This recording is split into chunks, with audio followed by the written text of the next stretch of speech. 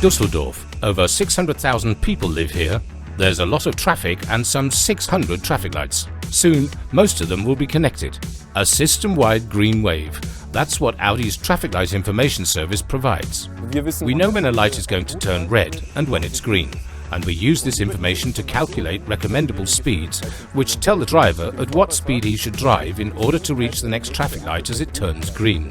This leads to the feeling of a green wave. If a red light is unavoidable, the seconds count down until the next available green phase. The advantages of both functions are obvious. Less traffic light stress increases comfort. Less unpredictability increases safety. Less stop and go increases traffic flow and hence fuel efficiency. Various studies show that in this manner there can be at least a 10% saving in fuel. That's really cool and is a contribution to Audi's sustainability strategy.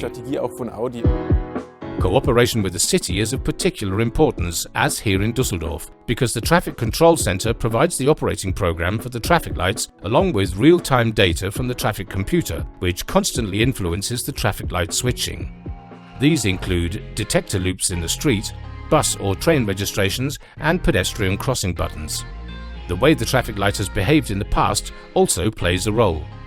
Audi uses all of this information to feed a complex algorithm that predicts how the traffic light will behave in the next 2 minutes. We at Audi apply relatively strict quality criteria. When the predicted traffic light change fits the reality, then this information will be displayed to the driver. The system recognizes neither the customer nor the vehicle, but solely a GPS signal. We never know at any time which customer or vehicle sent the GPS position. This enables patterns to be identified, for example when cars have to stop unusually often or for long periods of time at certain traffic lights. Audi sends the city this information, enabling it to optimize the traffic light system so that in the future traffic flows better. Traffic light information began in the USA in 2016 and is now available at over 10,000 intersections in North America, including some 2,000 in Manhattan.